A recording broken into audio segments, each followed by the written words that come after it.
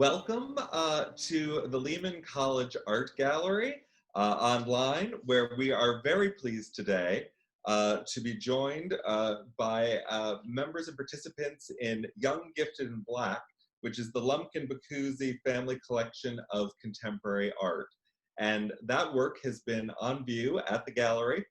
We had a wonderful opening in the February of 2020, and as we all know, things went a bit haywire after that. My name is Bartholomew Bland. I'm the executive director of Lehman College Art Gallery, and today I'm joined by Bernard Lumpkin, who is the wonderful collector, a major mover and shaker in the contemporary art world that we're very happy to have worked with on this exciting exhibition. I'm also joined by Matt Wycoff, who is the co-curator of the exhibition with Antoine Sargent, who is the editor of the accompanying catalog that has just been released and is a major publication on this extensive collection. And we are joined by three of the artists that are in the exhibition. Tomashi Jackson is represented in the exhibition by the piece Magnet School 1 from 2014. We are also joined by Alteronce Gumby, who is represented in the exhibition by Gumby Nation 2014.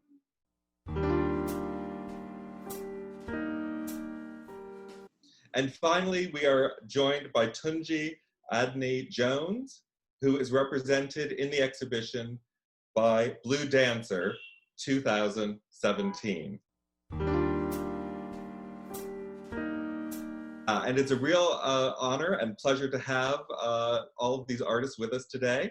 And I know that Matt has prepared an interesting dialogue for us, which will be based around the title of The Spirit, the Self, and the Object. So without further ado, I'm going to turn the proceedings over to Matt.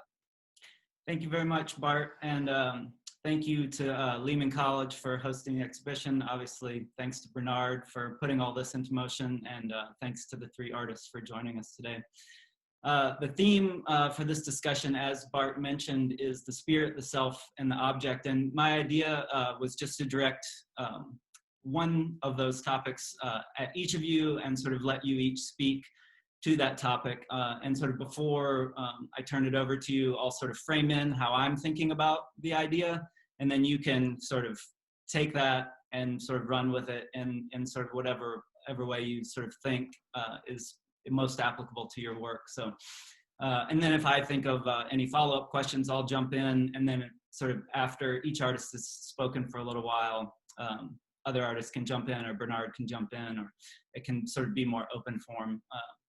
And so I'd like to begin with the idea of the spirit, maybe a little high-minded, but I think maybe that's appropriate for these times. And I'd like to take sort of a little bit of a historical view onto the creation of religious or ceremonial objects that originated within local communities and cultures all around the world. In Europe, I'm thinking of icon paintings, paintings that represent sort of biblical stories. Of course, all across continental Africa, Asia, and the Middle East, you have all sorts of objects produced for religious or ceremonial purpose, from masks and headdresses to clothing, objects, carvings, architecture. Other examples might be sequined flags that were produced in Haiti for religious ceremonies, or even Navajo weaving in North America sort of prior to colonialization of North America. And sort of as that sort of colonial period got underway, many of these objects that had been created for ceremonial or religious purposes were sort of stolen and put into private collections, put into museums. And one consequence of this, sort of as that unfolded, was that some of these objects sort of transferred into being trade objects, being created for sale or for trade.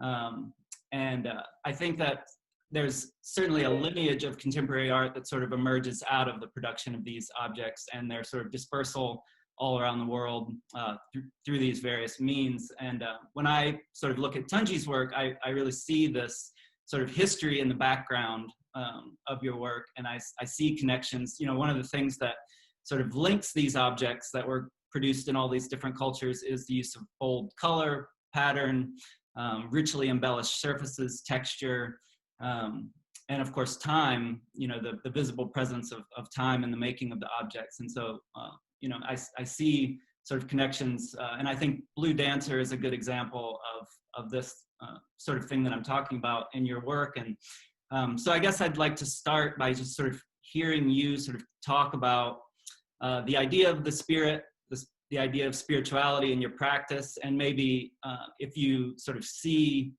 connections to the things I'm speaking about sort of in your own work, if that's a part of your thinking of your own work, and sort of what that's like for you. And then I understand that you're also very interested in Yoruba culture, which is sort of, I know of that through the creation of like very intricately beaded tunics and headdresses. And so maybe as a point of reference, if you want to sort of mention your interest in that and sort of how that comes about and if that plays into any of these themes that I'm discussing. So I'll let you sort of take it from there. Yeah, thank you, Matt. That was wonderfully articulated. Very considered too. I kind of, feel strongly about everything that you mentioned. It's been an interesting experience for me moving to this country, living here and growing here.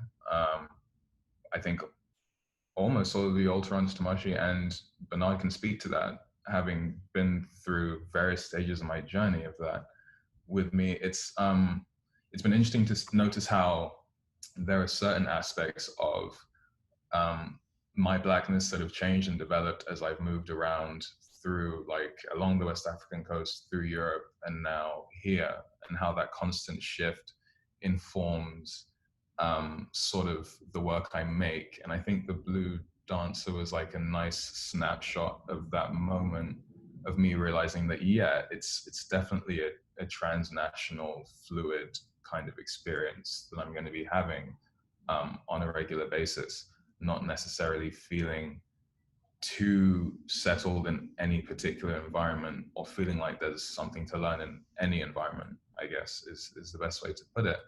And a good example of that is you're mentioning the history of those objects, the traditional sculptures, is to think about how the Blue Dancer painting has some formal similarities to the work of, say, artists like Aaron Douglas or Harlem Renaissance artists in like the late 20th century, who I frankly had no exposure to before I moved here, and who I don't really share much with. The only thing I share with them is an affinity to the source material, an affinity to the continent. And I think it's very interesting when we start to think about how I would have been looking at, and I'm looking at the same things that they would have been looking at, or thinking about the same material. I think that kind of through line and continuity is really important as I kind of like move around and experience things in different places. So I definitely feel like the Blue Dancer is a result of me understanding kind of like the transnational spirit of, just my Blackness, every sort of like the Black identity as it shifts, we all experience it in different ways. And I think that image is a nice snapshot of it, of that experience. As far as the Yoruba aspect of it goes, I mean, that's my culture, that's my inheritance, that's my family. So it's in everything I do, I'm trying to learn more on a regular basis. I mean, if we want to talk about transnational, Yoruba culture is in Latin America, it's in North America, it's everywhere across the world.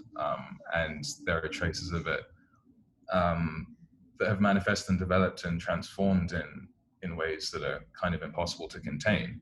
So in a regard, that is something that I think about with my work too sometimes, when I'm trying to perhaps represent something that's like a bit greater than just a simple two-dimensional form or image. That's something I'm very conscious of too. I don't want to try and, contain something too much. I do want it to seem open and again, fluid. So that's why with a painting like Blue Dancer, it's very nondescript, it's very androgynous, it's very, it's a couple of things at once. Recently, someone said to me that they thought it was a self-portrait, which I thought was interesting. I haven't heard that before, but I fully agree with it. There's definitely an element of how I see myself developing and changing every day here and as I move around the world. So I would want it to seem accessible as well, though. Would want it to seem like other people can see themselves in that space too. But there's definitely an element of myself, my spirit that I put into this work. And that spirit is constantly changing and being informed by people I meet and places I go. It's a wonderful opportunity. I feel like so fortunate to be able to be here, to be able to move the way I have been able to up until this point. So yeah, I don't take any of it for granted.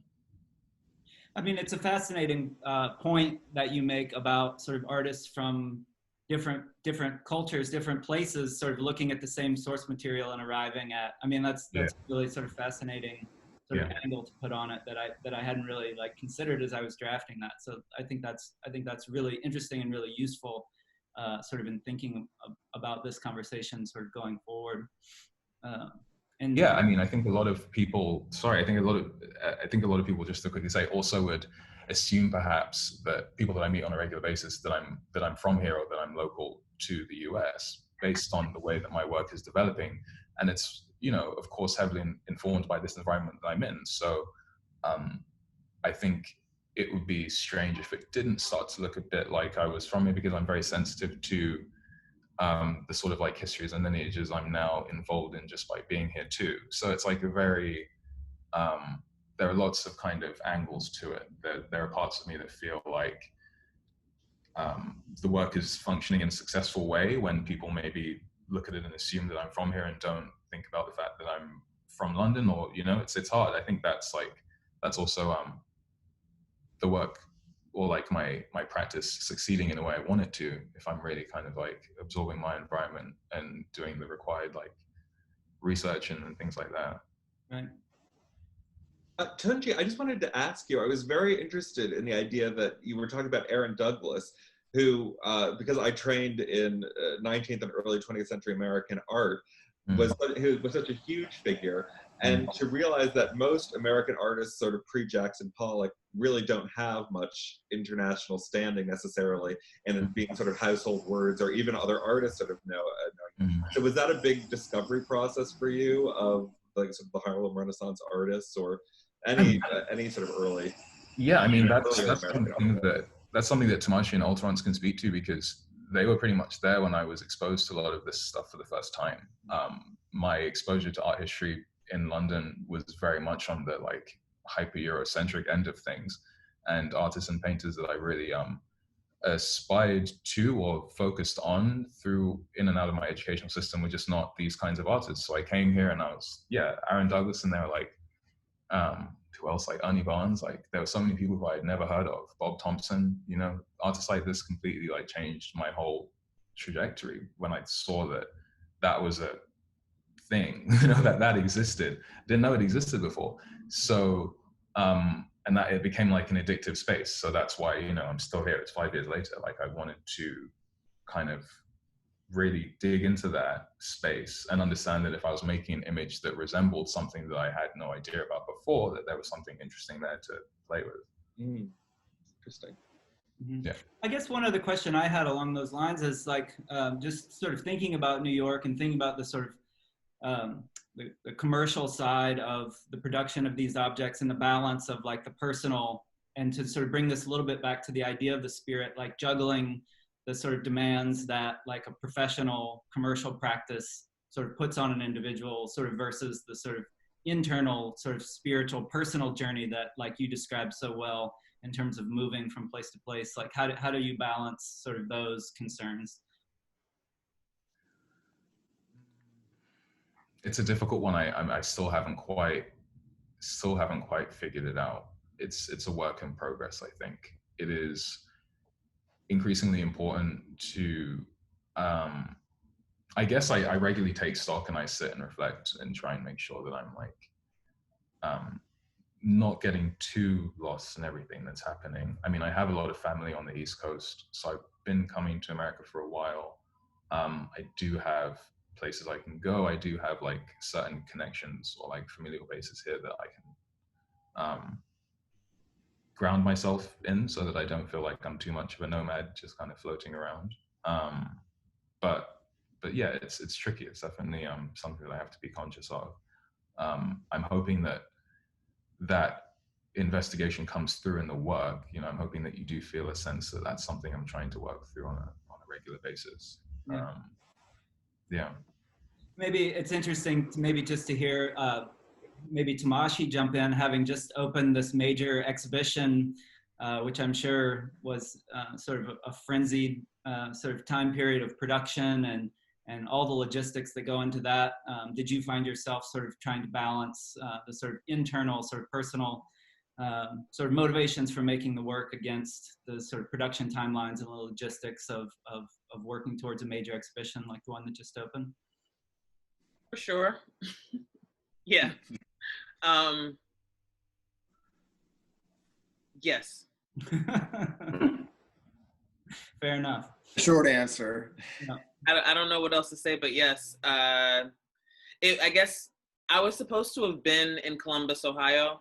My ideal way of making work about a place I'm not from, where I haven't lived, would be to go there and to spend time there and to listen to people and to just kind of get a sense of the patterns of public space.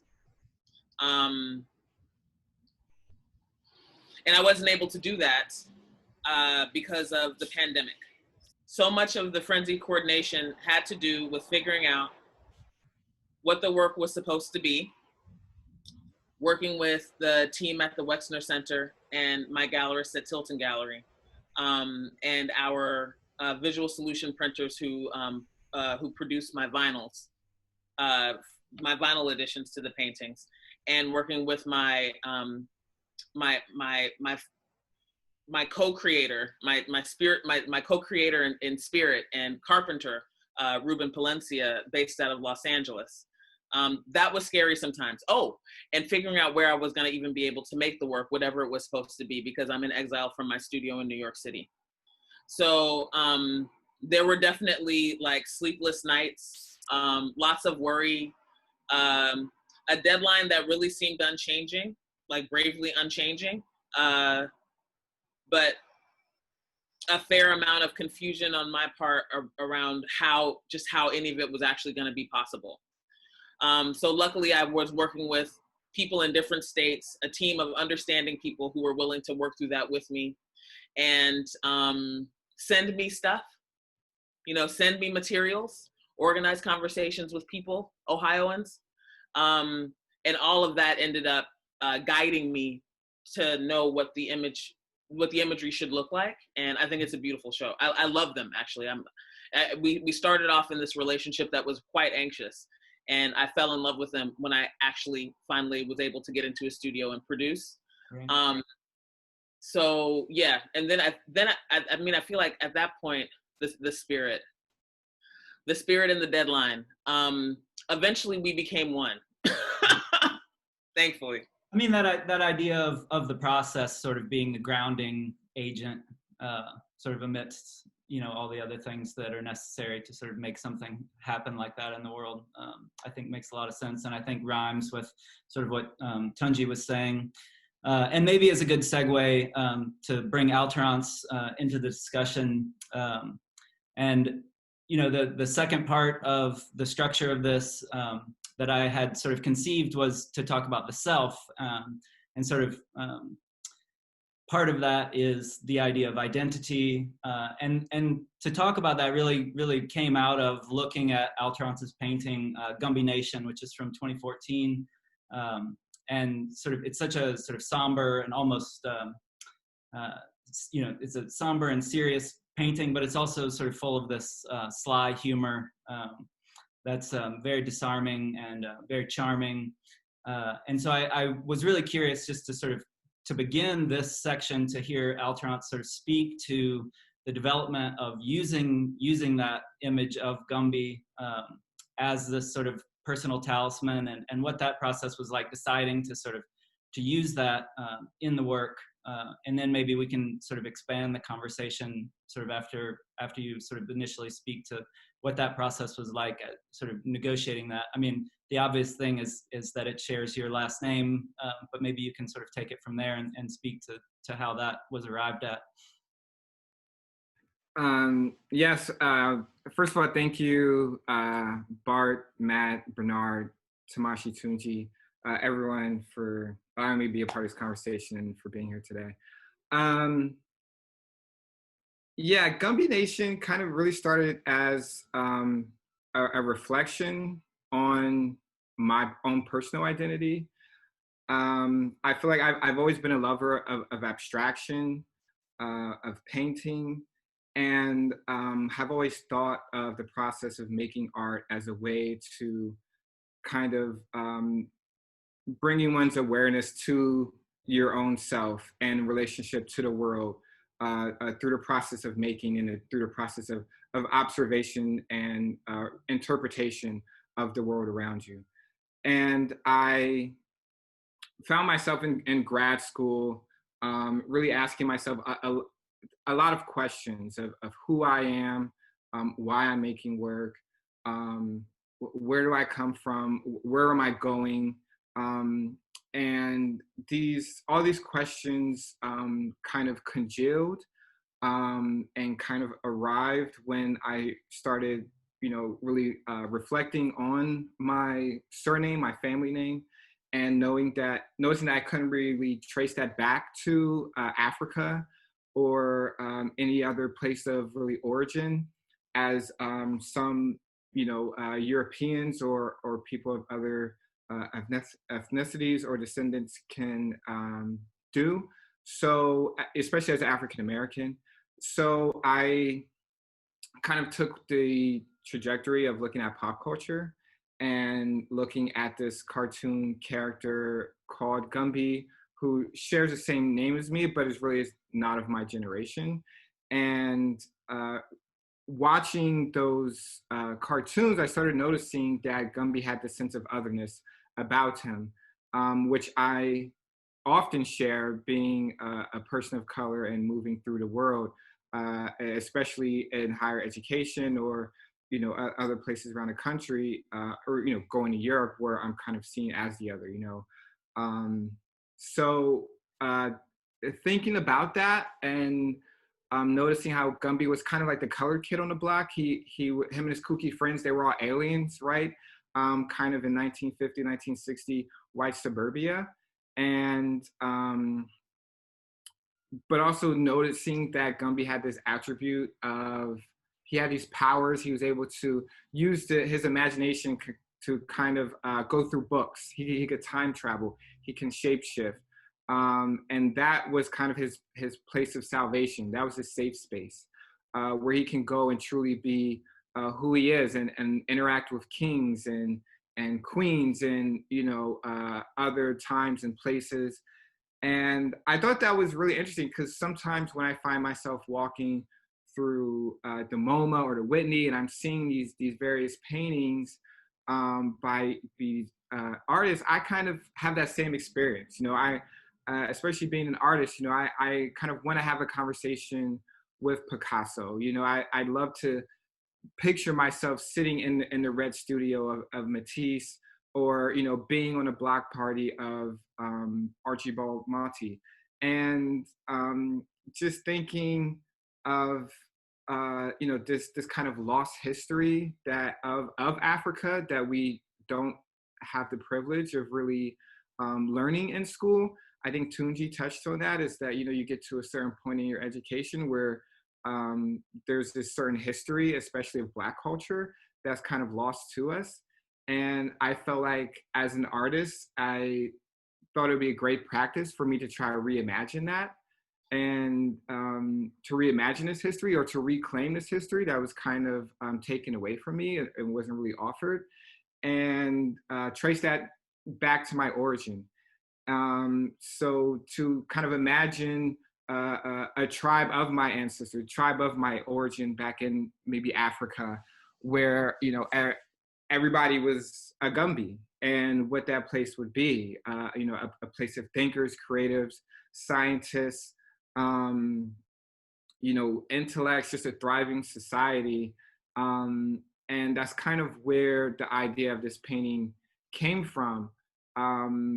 And I also kind of wanted to reimagine the process of painting at the same time. So Gumby Nation is actually a painting made from the process of actually melting down the material in which the claymation character was made of, which is plastiline clay, and kind of pouring it onto the canvas and these kind of dark tones of various shades of blues and greens to try to conjure this atmosphere of a community of people kind of living harmoniously together. Yeah, that's fascinating, and the imagery is so evocative as you sort of speak about it. The comparison to walking through MoMA to the time travel of Gumby and that stuff. Thank you for that. It's really interesting and really engaging. I think I had sort of like as a follow-up to that, I mean, I had in my notes sort of thinking about sort of other artists sort of in the Western tradition that had sort of gotten into the idea of sort of mining identity and really thinking about identity sort of as a basis for the work, and thinking about Duchamp's alter ego of Rose Sélavy or Cindy Sherman's work and things like that. And I wanted to give you an opportunity to sort of talk about more recent work, because Gumby Nation was from 2014. And from my sort of reading of the work has made some shifts between 2014 and now, and sort of I think it would be interesting to hear you talk about how those themes that were sort of emerged out of the Gumby Nation paintings have sort of transformed and how they're present in the newer work. Yeah, I feel like that work was made like maybe possibly my first semester in grad school. Mm-hmm. And I think everybody who's kind of been in that position as an artist, being in grad school, you kind of take all of your ideas and interests that you kind of have circling around your studio and kind of just throw it at the wall. You just throw it at the canvas. You try to get it out. And the work has, definitely gone through a lot of transitions since then. I feel like, the Gumby image itself has kind of deteriorated or shapeshift in other aspects or maybe other forms of lexicon within my work. But I think the idea of making a painting through alternative mediums has definitely stayed consistent. So from the process of making Gumby Nation, I couldn't really use a brush through that process because of the material I was using. Once I pulled the clay from the crock pot, which I was melting in my studio, I couldn't paint, smooth it out with a brush. I eventually started using my hand, wearing an oven mitt to kind of protect myself from the hot clay. And so a process of kind of finger painting developed from that, which then led to me kind of even thinking about the idea of tonal painting from the process of making this kind of dark tonal Gumby Nation painting has also continued and evolved, where I'm kind of thinking about aspects of color and its relationship to identity, and how that is a very diverse and complicated issue, especially given social structures and the way people of color have been identified or kind of tethered to the idea of color through identity. And so all those things have kind of just started to expand in my work. And now I find myself still making tonal paintings, more currently working with glass, tempered glass specifically. And just still trying kind of like building on these ideas. In terms of like Duchamp and Cindy Sherman, I feel like those are very much like figurative photographs, right? And I feel like Gumby Nation is very much a painting. And I think there's a difference between putting on makeup or costume and taking a picture to kind of create this alternative sense of the identity rather than a process of actually making a painting and reflecting on various ideas of oneself and history and relationship to society. Right. Oh, Alteronce, I wanted to ask you, I love the surface of your painting, and it's so subtle. When we were first looking at the show and looking at it in a checklist format, I think I saw it first at Bernard's apartment. Photography doesn't really capture as it in so many tonal paintings. And I'm wondering from a practical standpoint, with everyone spending all their time glazed over on Instagram, and your work is not really that conducive. Those kind of tonal paintings are not really that conducive. Do you find that the constant reproduction in media there's a pressure on your work that way, or do you just not worry about it and worry about just the actual physical encounter in the gallery? I am more into the actual physical encounter in the gallery. I feel like now in contemporary times, you want people kind of want the image to look good in reproduction on Instagram and to send out in PDFs, especially with the current state of the world. But I'm someone who loves going into the gallery, into the space, and actually looking at paintings in person and just sitting there for a while. I feel like my work is very much closely related to the materials in which I used and how those resonate when your body is interacting with them in the physical space.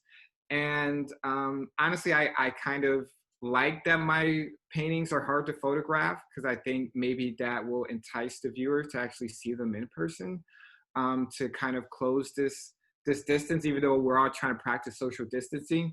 But I don't think you have to do that when it comes to paintings. You're not going to catch COVID from a painting, at least. Well, that comes a little back to that. We can now. So, but yeah, I kind of, and especially in my studio, I spend a lot of time looking at my work and investigating the materials in which I'm using and interacting with them. And I think, every artist on this panel kind of has that close relationship with the material in which they're using. And that, there isn't that desire, at least for me in my studio, to have an image be rendered so well, in digital format. If that were the case, I'd be making photographs or I'd be making video. Well, it sort of brings back to Matt's original topic about the spirit, because you do feel that kind of spirit when you're alone in the gallery with your work, that it comes through in a very particular, nuanced way. Yeah. I would jump in and say that your recent stuff, Alteronce, definitely looks really good online too. Like it looks good, man. And then it's like, I think it's got that extra dimension where when you then see it in person with the physical reflective nature of the glass and the pigment, it's just an added bonus. So you're hitting us like with two, it's yeah, I'll be quiet, but it's doing its thing. No, credit to the photographers in Photoshop for finding that balance. I kind of step away when it gets to that point, because especially with the glass, the surfaces are highly reflective, and you are constantly getting these reflections of the environment kind of coming in. So I remember at one point getting one of the glass paintings photographed, and it was actually the first time getting one of these paintings photographed, and the photographer was just really frustrated because they didn't bring a black cloth to kind of hide themselves in it. And it was funny because I was just sitting there watching them. I was like, one of the aspects of me using glass is that the viewer can kind of see themselves and then lose themselves in the painting physically. So it's I don't know, it's kind of a catch-22 in a sense. In thinking about identity and thinking about sort of the those themes, I thought it might be interesting to sort of have you sort of chime in. The larger project sort of started with you thinking about identity and your father and sort of your own personal identity, and maybe to have you sort of speak to your eye as you're going around looking at things to add to the collection, things that are meaningful to you, if that idea of identity and people sort of thinking about identity, wrestling with identity through making the work is something obviously that you're interested in. So maybe just to have you speak to that a little bit to bring you into the conversation would be nice. Sure. Thanks, Matt. And again, also thanks to each of you, Bart, for hosting us at Lehman College. Such a great opening, such a great exhibition, such a great installation. We started at the peak. I'm thinking of the Rotunda wall. Again, for some reason, I just thought of that, which was inspired, of course, by Tunji's Blue Dancer painting, and which was such a great way to welcome visitors to the show. Matt, obviously, for co-curating such an amazing extension and deepening of the dialogue that you and I have shared about the collection over the years. And of course, Tomashi, Tunji, and Alteronce.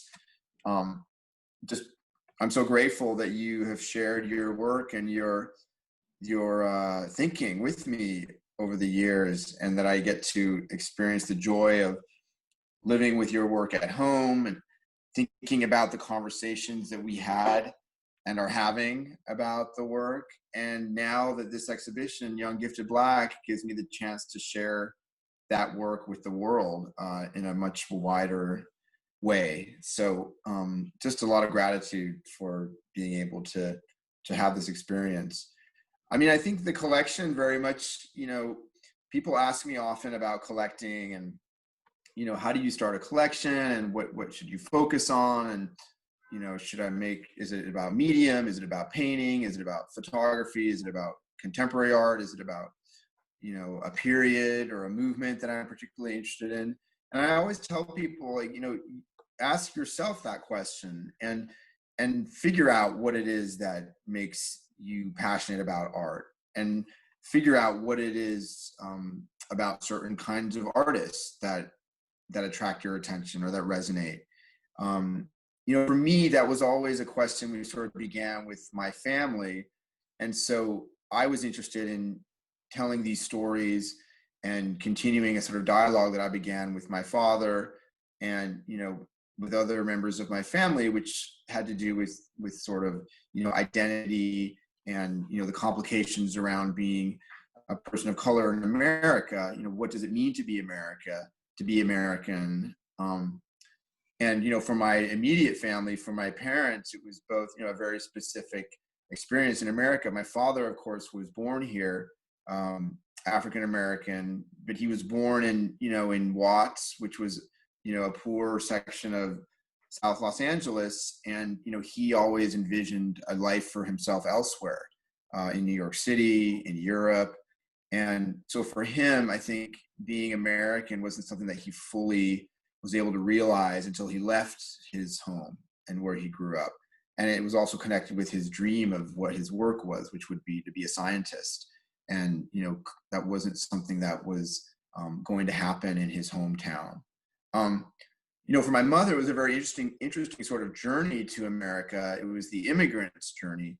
And her family came here from Tangiers, Morocco, initially to follow other family members who had emigrated to the United States, but then more specifically and sort of more urgently was to seek medical care for her father, which was my maternal grandfather.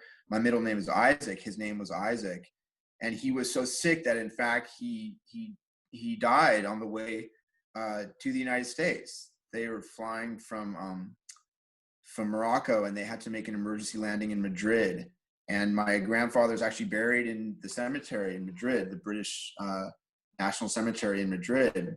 So it was a journey which I think for my mother, was and is, a journey of freedom, but there was also pain and suffering and sort of tragedy involved in coming to America. And so I think for her, being American was always sort of fraught and tinged with that sense of sort of loss. You know, for me, I inherited from my parents these, you know, they say you inherit the wounds of your family or the scars of your family or the trauma of your family. That trauma is something that can be inherited. And depending on how you define your family, you can think of, you know, the Middle Passage as something which, you know, people inherit. You can think of the great stories of the migrations to the United States, such as my mother, but, you know, other migrations of other nationalities and ethnic groups. So I think that, you know, what attracted me and what continues to attract me to artists of color are these questions and these struggles and this wrestling when it comes to, you know, making work about, you know, the American experience, and complicating what that means, the American experience, and questioning it and critiquing it. And so for me, I think, you know, what Tomashi and what Tunji and Alteronce, you know, have afforded me is a way to continue sort of that journey of understanding, of self-understanding, of understanding the world. And what I'm grateful for is that, you know, as the world changes, your questions around those issues change too. And I feel like the past 6 months has obviously been a time when, you know, the country is again struggling with, you know, what it means to be American, and it's not always a pleasant, happy journey, and it's not always the answers that we want, maybe. But I feel like, you know, if we follow the example of artists like these three, then we will definitely see some glimpses of the future, and maybe a better future than what we've known, and maybe some answers, you know, which are lingering, will begin to become clearer. So, you know, I'm hitching my wagon to their stars, as it were. And, you know, it's a scary journey. It's an exciting journey. It's a journey full of surprises and revelations. But I feel that, you know, what I can do is sort of share that with the world as widely as possible, and hope that other people learn and experience the sort of joy and the pain of self-knowledge that I have learned myself through living with, exhibiting, and now sharing their work with the world. I wanted to start with Tomashi's work. Maybe isn't the place to start, and maybe just to have Tomashi sort of pick up right where you left off, Bernard. I mean, sort of the work that Tomashi's making now, sort of dealing directly with some of the issues that Bernard was just speaking to. Sort of, it might be interesting just to have Tomashi sort of pick up right there, and then we can kind of come back around to some of the remarks that I had planned. I mean, I think with the exhibition that Tomashi just opened, I think she could sort of take those comments, the things that you were just speaking towards, and sort of run with that. Do you want to pick up right where Bernard left off, and speaking about your work and sort of dealing directly with, you know, some of those things that Bernard was speaking of in terms of the material that you're using in the work? Yeah, I'd love to. Thank you. I'd like to start by saying thank you. Thank you for organizing this conversation. Thank you, Bartholomew. Thank you, Matt. Thank you, Bernard. Thank you, Carmine, not pictured or heard on screen or in sound. Thank you to the children who live with this work and will grow up to interpret it. Ooh, God, I just felt a little weepy for a second.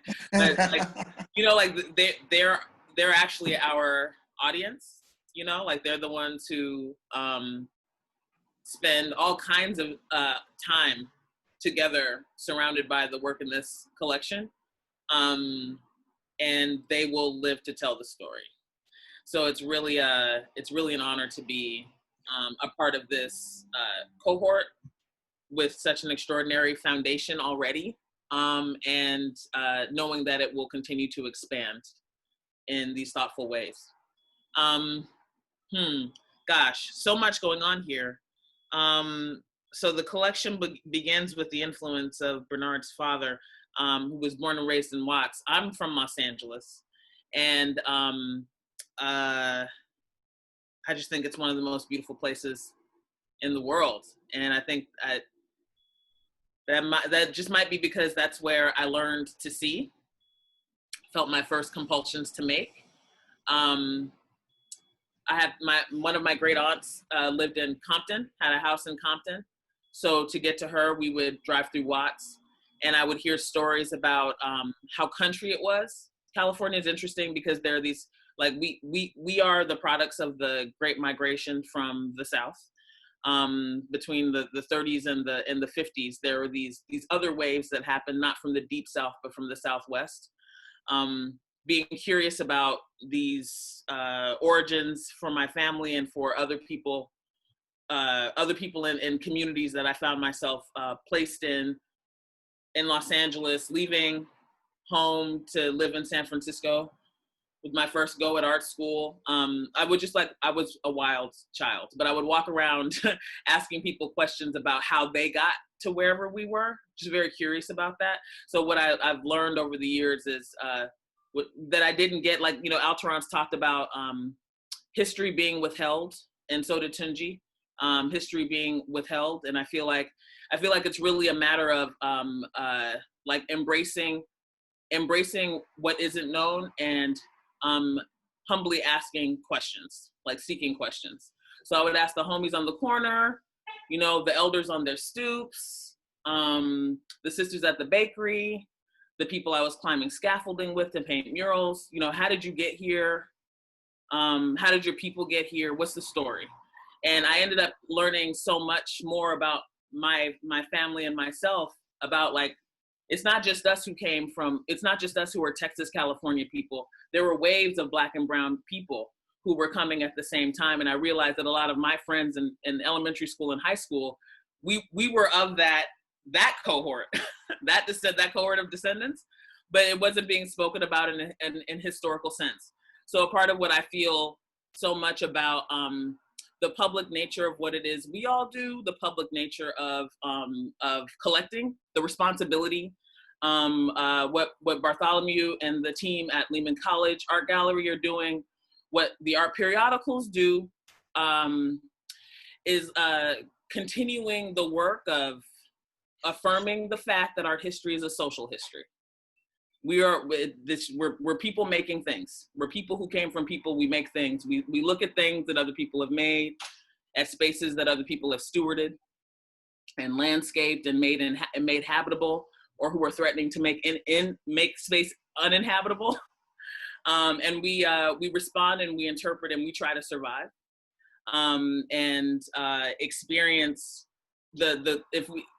many of us are fortunate enough to have the experience of moving with a purpose. Like, I just know that this is my purpose. I don't know that much, but I know that this is my purpose. So that makes some things easier.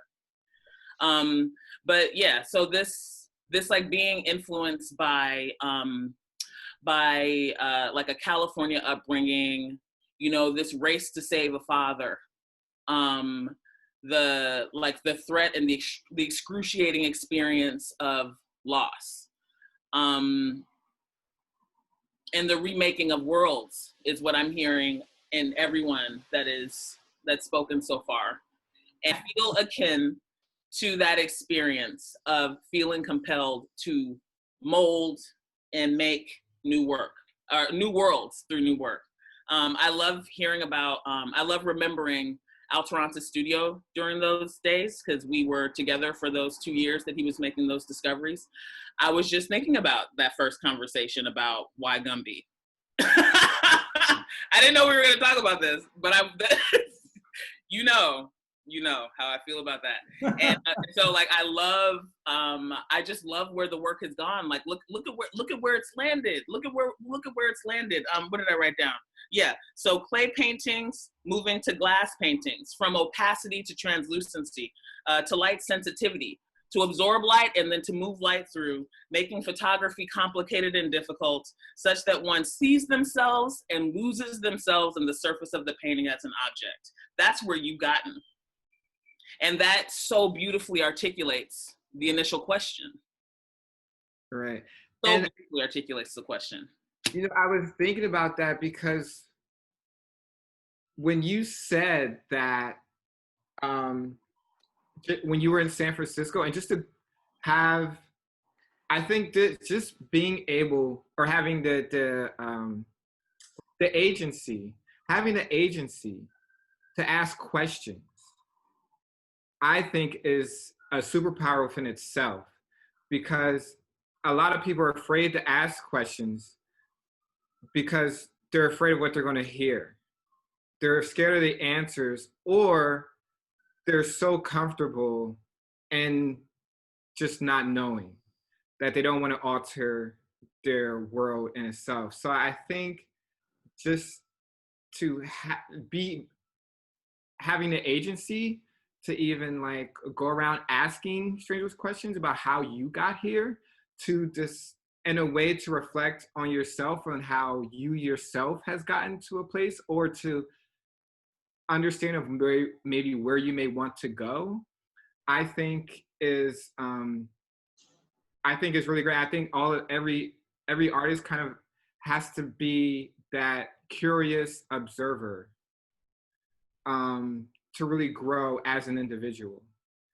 And I think that's something that you've kind of just have constantly done in your work, like to just go places and ask questions and to dig into those histories. I was telling a friend yesterday, I was like, I think Tomashi is probably one of the most scholarly people I've ever known, because while most of us were hanging out and in our studios or maybe having a drink at a bar, you were like hanging out in Yale School of the law library, researching cases from Brown versus Board, and just kind of digging up. I think it's just this inquiry to just ask questions and to see what happened, to realize what happened, and then kind of recontextualize that into your own understanding, and maybe help someone else understand what happened at the time and how that's affecting us today. Yeah. I've watched some of your interviews online, and I've been, you've spoken so insightfully about community, education, schools, how communities are put together. And I was just wondering, given the piece that we have in the exhibition, have you been sort of following what's been happening with the schools because of COVID and how they're reacting to it? And obviously in New York City, we've been struggling mightily with that situation. Do you see it coming back into your work in any way? Oh, absolutely, immediately, because as the pandemic thrust us all into a mode very foreign to most of us of lockdown, like domestic lockdown and shelter in place, which I just want to say that I've anticipated that there would be some cause to shelter in place since 2016. I did not anticipate that it was going to be an airborne viral pandemic. But I was afraid that there was going to be something. And there have been many somethings. I also want to acknowledge that there have been many disasters that have been rolling. One of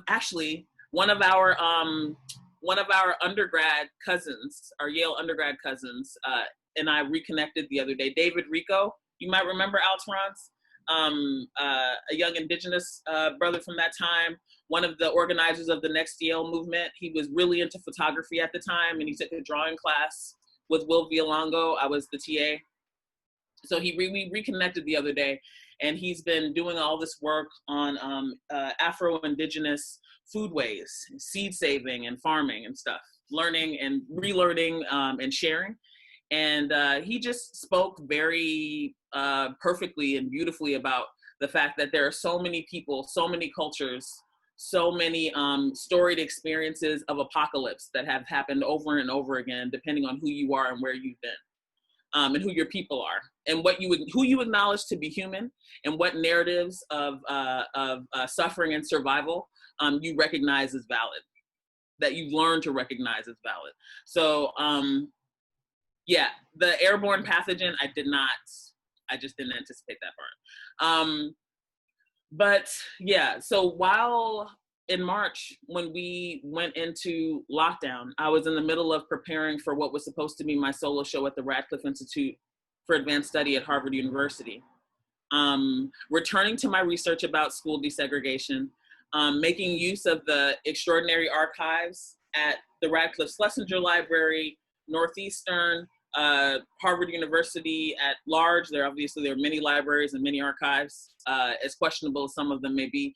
And yeah, I was gonna come here, have an apartment here. So I was gonna hang out with my cats and with my best friends, and not be running so hard, and just, you know, happily walk across the street to Radcliffe and meet with my RAs, and they were gonna find images for me, and then I was gonna happily walk to the only Le Corbusier building in North America where they've revived their lithographic presses, and I was gonna make prints. I was gonna make photolithos from their archives and then take them somewhere else and paint into them at the faculty studios where El Perez had already agreed to give me their studio for the semester. Everything was all worked out. And then the campus was evacuated for the first time since 1700 and something. Immediately, my team and I began to reimagine the notion of access, facilitating access to the work. What actually is the work? If I can't make the photolithos, like, it's like every day, every 4 days, the new plan changed. So at one point, the new plan was I was gonna have access to the Carpenter Center, and I would be the only one who would have access to the Carpenter Center. And then 4 days later, it was like, actually, no, nothing. So we started to work remotely, and I had a teach-in series planned, a public program of teach-in series, which Alteronce and Tunji both know that it's just something that happens when I'm in certain places. I'll have these compulsions to facilitate public programming. So the people that I wanted to be in conversation about school desegregation and its implementation, the implementation case that I never learned about. Again, this keeps going back to like how much I don't know. Living with the benefit of having a best friend who's a policy wonk, an education policy wonk, and now an economic policy wonk. So that's helpful. But there's so much that I don't know. So the goal was to dig into researching Brown 2, which is actually the implementation case that happened in 1955. So I was gonna have all these people come and talk about it. And I imagined us getting together and sitting in circles with them sitting in the middle, like in the middle while we all talked, the way that Jafari Sinclair Allen facilitated for us at the African American Cultural Center at Yale when he taught this extraordinary class the year before he left, Freedoms and Identities in Black Cultures. He would burn incense and sit in the middle of, pace in the middle of the room reading to us from Black womanist texts. And we would all sit in concentric circles based on our need. It was amazing. So that's what I wanted to do. And then of course, now we can't gather. So we started recording the conversations, much like we're doing now. And then we edited them and turned them into a publication, which is almost ready for print. And something that stood out to me while things were feeling especially, I mean, all of this continues to be uncertain, but when they were especially uncertain in the first months, I kept hearing people say, this has never happened before. There's no historical precedent for schools closing all of a sudden. All of a sudden, parents can't send their children to school. This has never happened in American history before. And we were in the middle of digging into archives and conversations and oral narratives with people who litigated some of this, who've gone on to litigate in spaces to try to stop the rollback of protective policies, that it's Black communities in this country experienced the sudden closure of schools when the schools that our late professor Robert Reed was a child in Virginia, shut down their entire school systems to avoid the Supreme Court mandate. And it wasn't just them. And there are all these ways that education has been made an exclusive endeavor, depending on the state's rights, you know? So I have found that really, that link really fascinating. And one of the people that we interviewed for the Brown 2 publication project is the Dean of Radcliffe, Tomiko Brown-Nagin. And she is an historian. She's just an incredible human being. And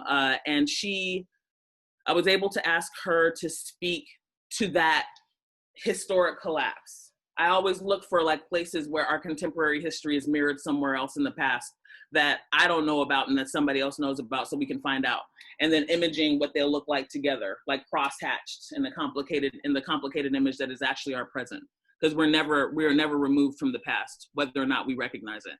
So so I asked her to talk about that, like the link between the contemporary school closures due to COVID and the school closures, the sudden school closures that were experienced by Black communities after Brown. And then better yet, like, what are the freedom schools? That's the next question. What does the Combahee River Collective tell us? What does Audre Lorde tell us? Like, what are the documents that have been truly suppressed that Jafari Allen would pull for us that showed that a lot of really complicated questions have been answered by Black feminist scholars for a long time. And a lot of us are just really, really late. So like some of the, I've become, I can only like be so sad for so long, so paralyzed by sadness and fear. And it comes in waves, but I've something that I've thought about a lot over the last year is like, rethinking how I'm interpreting excavating loss, and reimagining like reimagining the product, like reimagining joy in discovery, like the opportunity of like rediscovery. So like, we have an opportunity here to rediscover the strategic tactics of people who survived school closures by the inventions of freedom schools, community-based freedom schools. Like what are those ideologies? What are those pedagogies, and how can they be employed during this time? So when rethinking access, I've been thinking a lot about ice cream trucks. Like I've been thinking about sound, growing up in Los Angeles and being a fat kid who loved ice cream, and then like being able to hear the ice cream truck many blocks away and getting ready for its arrival. So just thinking about like how sound travels, and thinking about the conversations that I wanted to happen in an intimate space, and all of the different ways that they can be turned into sound, such that they're a kindness that one could even not be staring at a screen for a moment and just listen. But also preparing for the fact that like I had to climb over this porch to get to a Wi-Fi connection that would tolerate how much we needed to do today, because we pay for it and it's that week, So like also like recognizing that it is wrong to assume that we all have the same sort of access to these alternative methods of communication. And so like reinvesting, figuring out ways to reinvest in the value of the tangible object, what it means to be mailed something. Someone, my friend Ian Hawk, mailed me his new record, his new album, all the way from Oregon, and just sitting on my doorstep when I left the house this morning, and then promptly came back. So like, what is it? What is the publication? Getting my copy of Young, Gifted, and Black. And when my hands were not stained with paint from making those Ohio paintings, finally giving myself the time to sit and open the box and open the book, and there's Tunji on the cover, and there are so many of my friends inside, and reading the essays and touching it and smelling it, realigning with these bits of intimacy that we can't have right now. The idea that creativity, if it's blocked in one way, it will sort of surge out, and it doesn't stop you. Your determination, it just sort of reroutes in sort of like a river, channeling you in different directions you may not have expected to go. Right. And some really beautiful things can happen. Like this publication is gorgeous that we've made. I know, and we're talking about all this stuff that it actually, all this stuff is tied to what I've learned from the magnet school painting and to still remains that are in the collection. But yeah, I mean, they like all of this is for me, it comes back to this like center of like things that were produced when I didn't know that they needed to be produced. All of these things, this publication, Still Remains, was really difficult to make, because I didn't always know what it was supposed to happen. Like that was like pure feeling. Like nights alone, made here in my Cambridge apartment. Nights alone, just like wondering if I was doing the right thing. A trip to Georgia to meet John Teal Robinson, who's the director of the Tuskegee Legacy Museum, the art museum at Tuskegee University. Meeting her on an Alabama dusty road, where she hands off to me her handful, or a bag full of Democratic electoral materials from what was the most expensive congressional race in American history at the time, between John Ossoff and Karen Handel. In 2016, John Ossoff having been the young protege of John Lewis, of the late Representative John Lewis. In Cobb County, the county that gave us Newt Gingrich, the county that is described so well in historian Kevin M. Cruz's book, White Flight, Atlanta and the Making of Modern Conservatism. That's a plug for reading that book. It's a really amazing book, but he describes how this seemingly innocuous town was a nerve center for what becomes, well, what we're experiencing now. Like the coordinated backlash to all of the policies, the Civil Rights Bill, the Voting Rights Act, Brown versus Board of Education, all the Great Society legislation that rolled out, the backlash to all of that, like the nerve center, unbeknownst to many of us, was happening in Cobb County, where it was this perfect storm that created this like downfall of paper materials that people were inundated with during that time. And John Teal had a whole bunch of it. Her first time ever, and she's never done it since, she collected these materials. And that's what ended up letting me know that that's what that piece needed to be. It started to figure itself out from there. So there are these things that like one doesn't know that needs to happen, that we figure out in the studio or moving through the world as if the world were the studio. I think, I think just in sort of starting to look for a place to wrap up, just to sort of think about what I was going to ask you originally, which was to speak about the object, and then to hear you sort of speak about the world in this way that's like so passionate and so energetic and so beautiful, really, sort of answered my question. I was going to ask you, like, why is it important for you to bring mud into the painting, to bring a stick into Still Remains that's hanging in a pouch, to bring the election materials, things from the world into the work. And I think you've answered that question. I mean, just your passion and energy, sort of speaking about your experience in the world and the way that you move through the world sort of is perfectly illustrative of like why that stuff is important in the work. So, well, I would like to answer that bit about the soil and the earthen materials. It's something that I picked up in 2015 when I was visiting Project Row Houses. That's the year that Sandra Bland was snatched from her car and found dead in a cell. That's the year that Nigeria Becton and Tatiana Rhodes and their group of friends were attacked by police officers in McKinney, Texas. And that's the year that Alteronce and I were transitioning from being first years in grad school into second years. So while some people went to exciting places all over the world, we had classmates who were going to France with their summer study grant money. I went to Texas. Because that's the place where Thurgood Marshall argued and won the first successful case of school desegregation that became the famous among litigators, this famous like foothold from which all of the Brown cases became accessible. And that was called Sweat versus Painter. You can't make this stuff up. So I, as a painter, went to the place where I was conceived and born, where I hadn't been since I was taken from there as a baby, found refuge at Project Row Houses because I realized that it wasn't safe for me to do the public experiments that I intended to do because all these crazy things were happening to Black women and girls.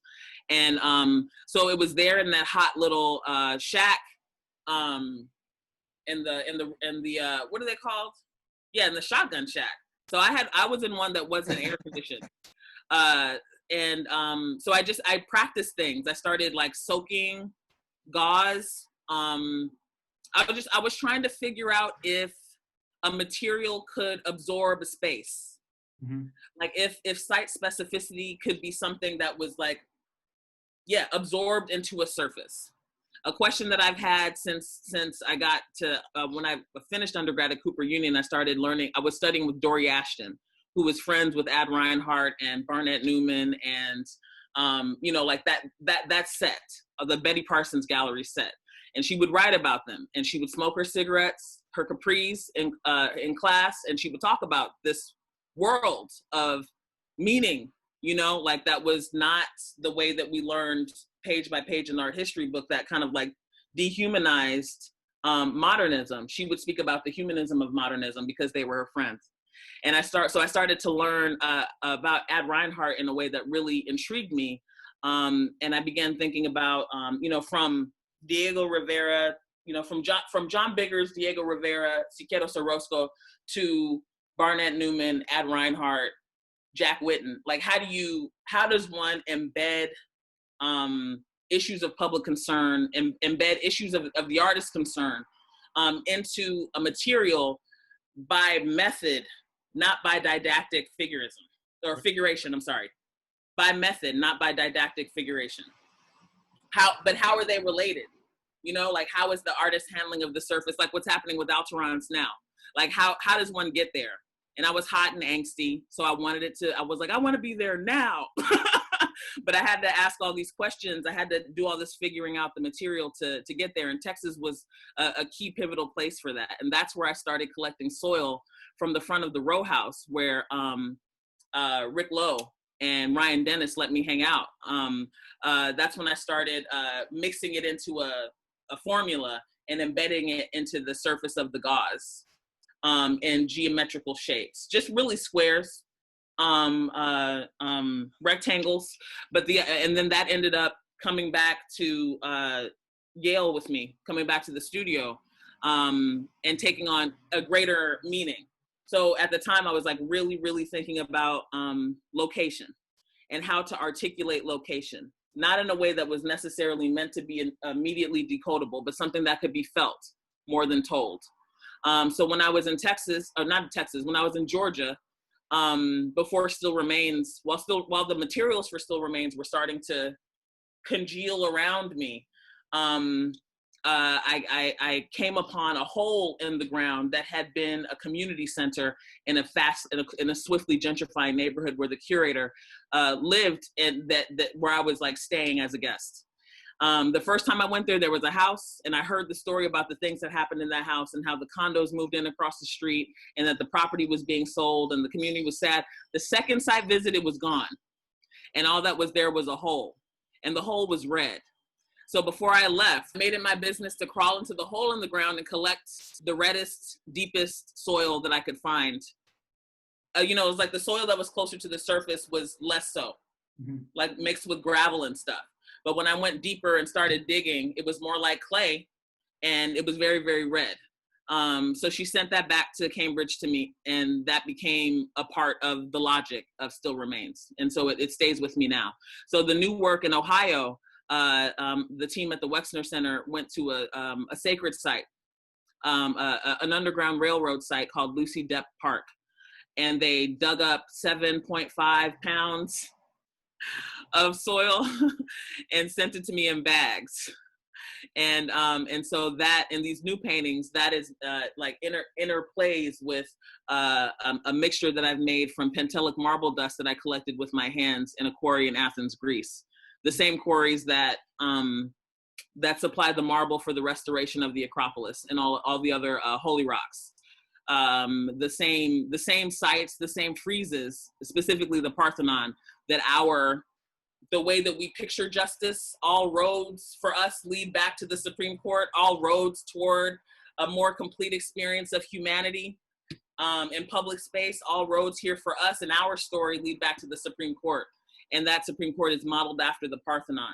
So that earthen material interacts with material from the Underground Railroad in Ohio. And all of this, I trace all of this back to Still Remains. Wow. That's a great story, Tomashi.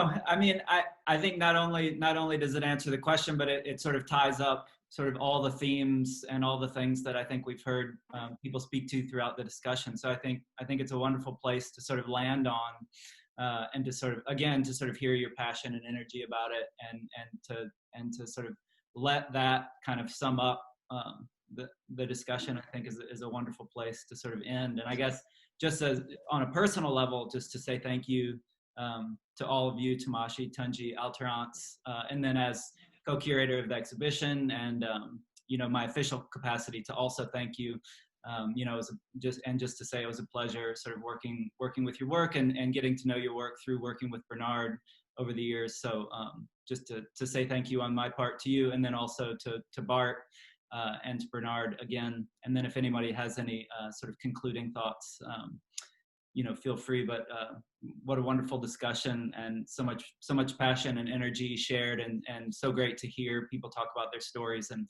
their sort of personal journeys in this intimate way. I'm excited to share it with broader section of people. So thank you.